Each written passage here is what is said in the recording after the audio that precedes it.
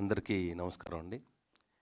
ఇందాక తమ్ముడు చెప్పినట్టు ఈ సినిమా ఇంత సక్సెస్ మీట్ వరకు వచ్చిందంటే నేను చాలా ఇంటర్వ్యూస్లో చెప్పాను. ఫస్ట్ వెళ్ళే మార్క్స్ మీ మీడియా వాళ్ళకే. నేను కానీ రాకేష్ కానీ ఈ పొజిషన్లో ఉన్నామంటే కనుక మీరు ఇచ్చిన సపోర్టే. డే వన్ నుంచి సినిమా ఓపెనింగ్ దగ్గర నుంచి ఈ రోజు వరకు కూడా మీరు ఇచ్చిన సపోర్ట్ అంతా ఇంత కాదు. ఇది అందరికీ దక్కే అవకాశం కాదు. ఆ దేవుడు మాకు మీ రూపంలో ఇలాంటి సక్సెస్ ఇచ్చినందుకు చాలా ఆనందపడుతూ ఉన్నాం. నేను కానీ రాకేష్ కానీ మా ఎంటైర్ ఈ సినిమా పనిచేసిన ఆర్టిస్టులు టెక్నీషియన్స్ అందరూ కూడా మీకు రుణపడి ఉంటాము.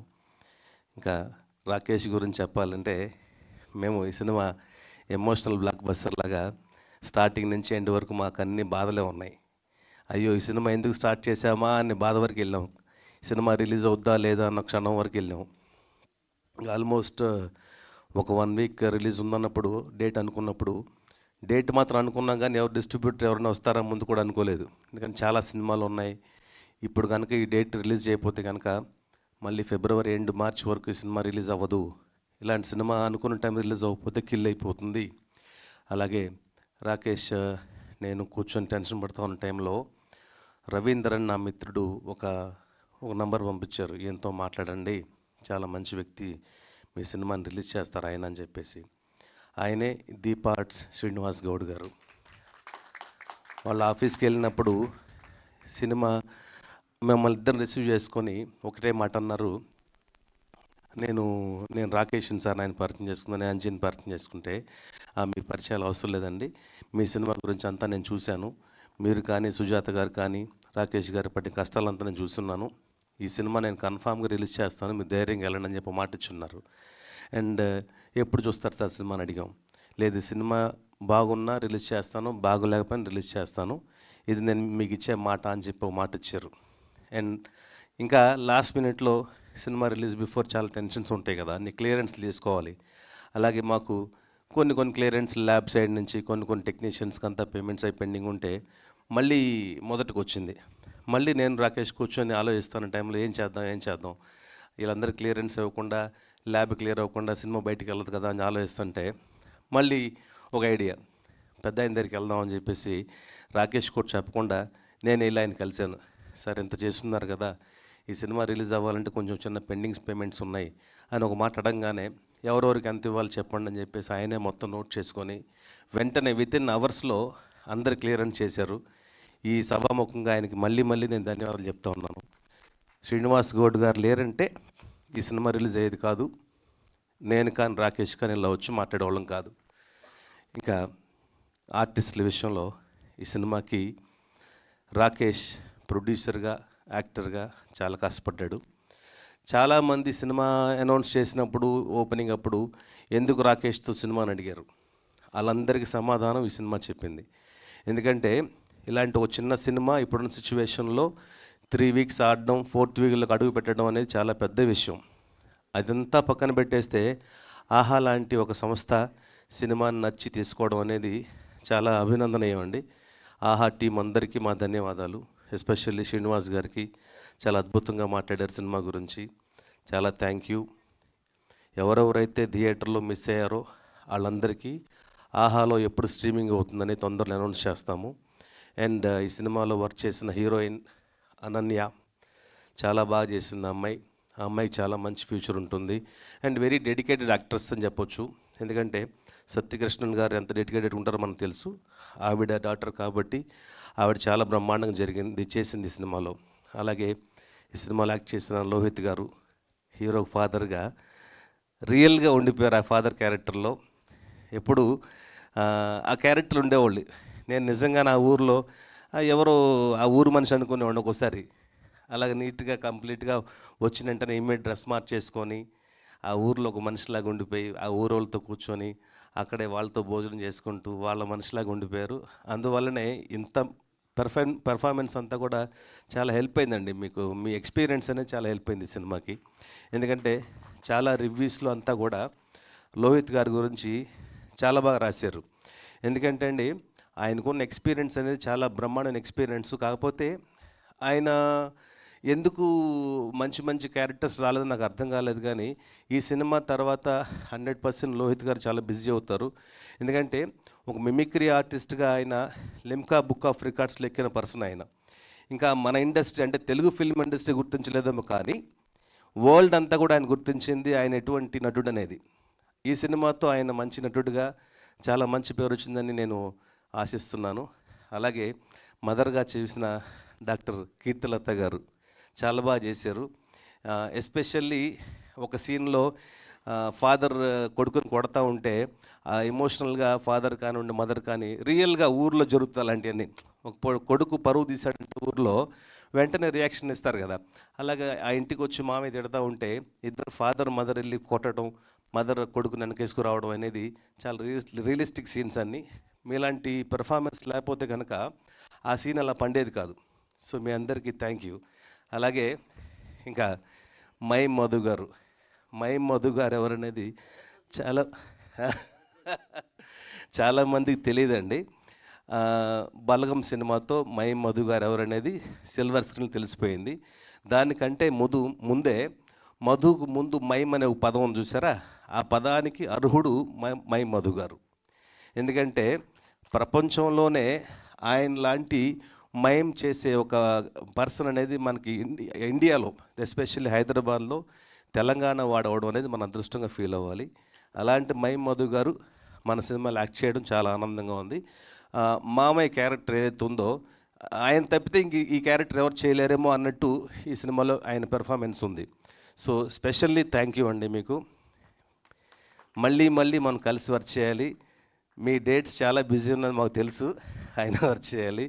ఎంత పర్ఫెక్షనిస్ట్ అంటే అండి ఆయన సినిమాలో మామయ్య క్యారెక్టర్ ఊర్లో ఉండేది క్యారెక్టర్ కదా, ఓ చుట్ట తాగాలంటే అని చెప్పాం. ఆ చుట్ట తాగాలంటే జనరల్గా ఏం చేస్తారంటే సెట్ ప్రాపర్టీస్ సెట్ వాళ్ళతో మాట్లాడేసి ఏదో దాని లోపల కొంచెం పొగొచ్చేలాగా ఏదో పెడతారు. అలాంటిది అది కూడా కాదు, నాకు లైవ్గా కావాలని చెప్పేసి మాకు కూడా తెలియకుండా ఆ ఊరోళ్ళతో మాట్లాడేసి మరి ఏం ఆకులు కలిపారేంటి తెలియదు, దాంట్లో ఏదో ఆకులు కలిపినట్టున్నారు వాళ్ళు, లేదా ఈయన చెప్పారో తెలియదు, తాగేశారు. అది తాగేసి పాపం ఆయనకి అంతా కళ్ళు తిరిగిపోయి పడిపోతే లిటరల్గా ఒక 1 hour 2 hour టెన్షన్ పడ్డామండి, ఏమైందా అనేది. కళ్ళు మొత్తం ఓపెన్ చేసి చూస్తూ ఉన్నారు, ఏమైందో తెలియదు, అందరు కంగారు పడుతూ ఉన్నాం. బెడ్ ఒక మంచం పైన పడుకోబెట్టేసి అందరూ ఒక గాలి కొడుతూ ఉన్నారు, గాలి విసిరేస్తూ ఉన్నారు. అటువైపు ప్రొడ్యూసర్ అండ్ యాక్టర్గా ఏమైపోయిద్దని అతని టెన్షను, ఆ రోజు షూటింగ్ అప్సెట్ అయితే నేను టెన్షను, అవన్నీ పక్కన పెట్టేస్తే ఒక ఆర్టిస్టు ఎంతో ఫ్యూచర్ ఉన్న ఆర్టిస్టు అయ్యో ఎందుకు ఇలా అయిపోయింది అలా పడిపోయారేంటా అని చెప్పేసి ఎంత బాధపడ్డాము. ఆ ఊర్లో అందరూ కూడా అంత కంగారు పడ్డా ఉన్నారు. అంత పర్ఫెక్ట్గా చేస్తారు ఆయన ఒక సీన్ అంటే కనుక. ఇంకా అలాగే ఈ సినిమాలో యాక్ట్ చేసిన మెయిన్ మా రమేష్ గారు అలాగే సుజాత గారు, వీళ్ళిద్దరి కాంబినేషన్ ఎలాంటిదంటే అండి, సినిమా అంతా ఒక ఎత్తు అయితే 2 సీన్స్ ఉంటాయి. ఆ 2 సీన్స్లో ఎంటైర్గా హీరోకి హీరోయిన్కి ఫాదర్కి డైరెక్టర్కి ఎలాంటి ఒక అప్లాస్ రావాలో అవన్నీ 2 సీన్స్లో మీరు కొట్టేసిపోయారు. ఫస్ట్ యాక్చువల్లీ ఇన్ఫ్యాక్ట్ ఈ కథ అనుకున్నప్పుడు అండి ఈ సీన్స్ లేవు. నేనే ఫోర్స్ఫుల్గా లేదు సినిమా అంతా ఎమోషనల్గా వెళ్తూ ఉంది కదా, ఒక ఎంటర్టైన్మెంట్గా 2 సీన్స్ ఉండాలి అని బలవంత పెట్టాను. దాంతోపాటు సుజాత ఉంటే బాగుంటుందని చెప్పేసి చాలా స్ట్రాంగ్గా ఫీల్ అయ్యాను. ఫస్ట్ లేదు సుజాత చాలా బిజీ ఆర్టిస్ట్ కదా వద్దు అనుకున్నాడు తమ్ముడు రాకేష్ కూడా. లేదు సుజాత లాంటి ఒక వండర్ఫుల్ యాక్ట్రెస్ సినిమాలో ఉండాలి. అండ్ వాళ్ళ కాంబినేషన్ ఏదైతే ఉందో ముందు సినిమాలో ప్రియదర్శి అండ్ సుజాత కాంబినేషన్లో వచ్చిన ఏదైతే season save the tigers 1 release అయిపోయింది అప్పుడే. సో చాలా ఇద్దరి మధ్య కాంబినేషన్ బాగా వర్కౌట్ అవుతుంది కదా, మనకు బిజినెస్ కూడా హెల్ప్ అవుతుంది అనుకున్నాను. కాకపోతే ప్రియదర్శి గారు అవైలబుల్ లేకపోవడం, దానికంటే కూడా ప్రియదర్శి గారు చేస్తే బాగుంటుంది పక్కన పెట్టేస్తే రమేష్ గారు చేయడం వల్ల ఆ క్యారెక్టర్కే చాలా హైప్ వచ్చిందండి. ఎప్పుడు ఫస్ట్ ఓపెనింగ్ షాట్లోనే రమేష్ గారు మీరు వస్తున్నప్పుడు సైకిల్ పైన వస్తున్నప్పుడు వచ్చే మ్యూజిక్ కూడా చాలా ప్లస్ అయింది. అండ్ ఎంటైర్గా మీరు వచ్చిన దగ్గర నుంచి లాస్ట్ వరకు నవ్వుతున్న ఆడిటోరియం అంతా కూడా ఇదే థియేటర్లో పొలిటికల్ షో వేస్తామండి. హరీష్ రావు గారితో పాటు ఇది యాక్చువల్గా ఒక 100 కెపాసిటీ థియేటర్, 300 మంది వచ్చారు. అందరికి చైర్లు వేసి కింద కూర్చోబెట్టి సైడ్లో కూర్చోబెట్టి సినిమా చూస్తే అప్పటిదాకా ఎమోషనల్గా ఉన్న ఆడిటోరియం అంతా కూడా మీరిద్దరు రావడంతో మొత్తం అందరూ హిలేరియస్గా నవ్వడం స్టార్ట్ చేశారు. ఇంత ఎక్స్పెక్ట్ చేయలేదు. అండ్ దాంతోపాటు కమర్షియల్ థియేటర్స్లో కూడా మీ ఇద్దరు వచ్చిన 2 సీన్స్ బాగా వర్కౌట్ అయిపోయినాయి. ఇక మీదట ఫ్యూచర్లో బ్రహ్మానందం గారు, కోవై సరళ గారు, అలాగే బ్రహ్మానందం గారు, హేమ గారు ఎలా చేశారో మీ ఇద్దరు కాంబినేషన్లో చాలామంది రైటర్స్ కానీ డైరెక్టర్స్ కానీ రాసుకుంటారు. మీ ఇద్దరు కాంబినేషన్లో సీన్లు చేస్తే బాగుంటుంది అనేది అంత బిజీ అవ్వాలని కోరుకుంటా ఉన్నాను. ఇంకా అలాగే సినిమాలు యాక్ట్ చేసిన మా శివ, అలాగే కర్తానందం గారు కానివ్వండి, నవీన్ గారు కానివ్వండి, మా అంజి గారు కానివ్వండి, అందరు ఎవరి కాళ్ళు. ఇంకా రచ్చరవి గారు అంటారని చెప్పాల్సిన అవసరం లేదు, ఆయన పేర్లోనే ఉంది రచ్చ అనేది. నన్ను మీరు క్షమించాలి, ఒక ఇంటర్వ్యూలో చెప్పాను ఏంటంటే, ఒక క్యారెక్టర్ అమాయకుడు విలేజ్ నుంచి ఊర్లోకి వస్తాడు. ఊర్లోకి వచ్చిన తర్వాత, సిటీకి వచ్చిన తర్వాత సిటీలో 70-80% దొంగనా కొడుకులు ఉంటారు. అలాంటి ఒక దొంగనా కొడుకులు నేను కూడా ఫస్ట్ టైం వచ్చినప్పుడు మోసపోయాను. అలాంటి ఒక దొంగ క్యారెక్టర్ ఎవరా అనుకున్నప్పుడు రచ్చరవి గారి పేరు చెప్పగానే నేను వెంటనే యాక్సెప్ట్ చేశాను. ఎందుకంటే మీరు అప్రిషియేట్ చేయాల్సింది ఏంటంటే, మీరు ఏ క్యారెక్టర్ ఇచ్చినా బ్రహ్మాండం చేస్తారు. మీరు కనిపించగానే ఫస్ట్ ఓపెనింగ్ ఆ సన్నీ కనిపిస్తారు, దాని తర్వాత కెమెరాలో ప్యాన్ చేయగానే మీరు కనిపించగానే ఆ జనాలందరూ నవ్వారు, పర్ఫెక్ట్గా దొంగ క్యారెక్టర్లా ఉంది అని చెప్పేసి. నిజంగా అలాగే చేశారు. దాంతోపాటు కృష్ణ భగవాన్ గారు, మీ ఇద్దరు కాంబినేషన్ బాగా వర్కౌట్ అయిపోయింది. చాలా థ్యాంక్ యూ అండి. ఇంకా అలాగే ఒక 2 సీన్స్ అయినా కూడా రికగ్నైజేషన్ అయ్యే క్యారెక్టర్ మన రాజు గారిది. ఫర్దర్గా నెక్స్ట్ సినిమాల్లో కొంచెం పెద్ద క్యారెక్టర్స్ రాసుకుంటాం మీకోసం. Thank you so much. So ఎవరిని మిస్ అవ్వాలి అనుకుంటున్నాను. అలాగే సారీ మదర్, అత్త క్యారెక్టర్ చేసిన మాధవి గారు చాలా థ్యాంక్స్ అండి, బాగా చేశారు. అలాగే మా చిన్నప్పటి హీరోయిన్ చాలా బాగా చేసింది. నీకు మంచి ఫ్యూచర్ ఉంటుంది. నీకు చాలామంది ఫ్యాన్స్ ఉన్నారు తెలుసా. ఒకరోజు పెద్దమూడి వీళ్ళ ఫంక్షన్ పిలిస్తే వెళ్తే ఎంతోమంది ఫోన్లు చేశారు నాకు, ఆ అమ్మాయితో ఇంటర్వ్యూ కావాలి మాకు అని చెప్పేసి, చాలామంది ఛానల్స్ వాళ్ళు ఫోటో కావాలని చెప్పేసి. సో చాలా మంచి ఫ్యూచర్ ఉందమ్మా నీకు. ఫస్ట్ ఓపెనింగ్లో ఒక సినిమాకి జనరల్గా చైల్డ్ ఎపిసోడు 5-10 నిమిషాలు పెడతారు. ఒక 20 నిమిషాలు దాటిందంటే ఎంతో ధైర్యం ఉండాలి. ఈ సినిమాలో చైల్డ్ ఎపిసోడ్ 20 నిమిషాల పైన ఉంటుంది. ఆ 20 నిమిషాలు చాలా బ్రహ్మాండం చేశారంటే కనుక మీ ఇద్దరు కాంబినేషన్, నువ్వు కానివ్వండి రోషన్, ఇద్దరు కలిసి చేసిన ఆ సీక్వెన్స్లన్నీ కూడా చాలా మంచి రెస్పాన్స్ వచ్చింది. ఈ రోషన్ కూడా చాలా బాగా చేశాడు, చిన్నప్పుడు ఈ చోటా కేసీఆర్ క్యారెక్టర్. తనకు కూడా థ్యాంక్ యూ చెప్తా ఉన్నాను. ఇంకా ఫైనల్గా ఈ సినిమాకి వర్క్ చేసిన చరణ్ అర్జున్, నేను డే 1 చెప్తా ఉన్నాను, చరణ్ అర్జున్ ఈ సినిమాకి మెయిన్ పిల్లర్ అని చెప్పేసి ఫస్ట్ నుంచి కూడా ప్రతి ఇంటర్వ్యూలో చెప్పాను. ప్రతి చోట మేము డిస్కస్ చేసినప్పుడు కూడా సినిమా రిలీజ్ తర్వాత 3 గురించి రాస్తారు. ఒకటి చరణ్ అర్జున్ మ్యూజిక్ గురించి, చరణ్ అర్జున్ బ్యాక్గ్రౌండ్ స్కోర్ గురించి అని చెప్పేసి చాలాసార్లు చెప్పాను. అదే నిజమైంది. చరణ్ అర్జున్ గారు ఈ సినిమాకి లేకపోతే కనుక ఈ సినిమా ఈ రేంజ్కి వచ్చేది కాదు. చరణ్ అర్జున్ గారి కృషి, చరణ్ అర్జున్ గారి లిరిక్స్, చరణ్ అర్జున్ గారి వాయిస్ ఈ సినిమా చాలా ప్లస్ అయింది.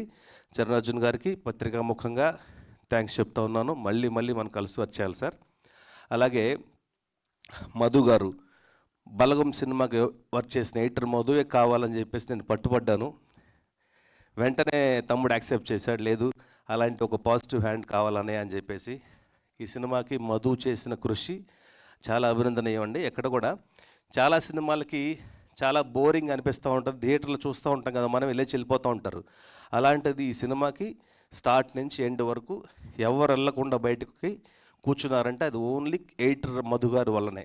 ఎందుకంటే ఎక్కడా ఒక ల్యాగ్ లేకుండా, ఒక అన్నెసరీ షాట్ లేకుండా కరెక్ట్గా ఎంతవరకు ఏ మోతాదులో ఉండాలో, అది కామెడీ సీన్ అన్నా కూడా ఎంతకంటే అవసరం లేదన్నయ్య కట్ చేద్దాం అని నిర్మోహమాటంగా చెప్పే వ్యక్తి ఎడిటర్ మధు గారు. అలాంటిది మధు గారు ఈ సినిమాకి వర్క్ చేయడం చాలా హ్యాపీగా ఉందండి. మళ్ళీ మధు గారితో వర్క్ చేయాలని కోరుకుంటున్నాను. అలాగే ఈ సినిమాకి వర్క్ చేసిన, నాతో పాటు చేసిన మా కెమెరామెన్ వెంకట్, అలాగే మా నాగార్జున, అర్జున్, విశ్వ, వీళ్ళందరూ చాలా కృషి చేశారు. ఫైనల్గా మా సినిమాకి వర్క్ చేసిన direction department, co director Ramarao గారు, హేమంత్ గారు, నాగరాజు గారు, అలాగే మా అసిస్టెంట్ డైరెక్టర్స్ అందరికీ పేరు పేరున థ్యాంక్ యూ చెప్తా ఉన్నాను. అలాగే ఈ సినిమాకి ఫస్ట్ నుంచి లాస్ట్ వరకు ఉన్న మా గణేష్, అలాగే మాకు పోస్ట్ ప్రొడక్షన్ సారథి స్టూడియోస్ చాలా అద్భుతంగా ఎడిటింగ్ దగ్గర నుంచి డబ్బింగ్, రీ రికార్డింగ్, మిక్సింగ్ అంతా కూడా డిఏ అంతా అక్కడ చేసాము. అలాగే జిఎం బాలగారికి కూడా ధన్యవాదాలు చెప్తా ఉన్నానండి. పేరు పేరున థ్యాంక్ యూ సో మచ్. ఎవరినైనా మిస్ చేసి ఉంటే దయచేసి క్షమించాలి. అందరికీ థ్యాంక్ యూ.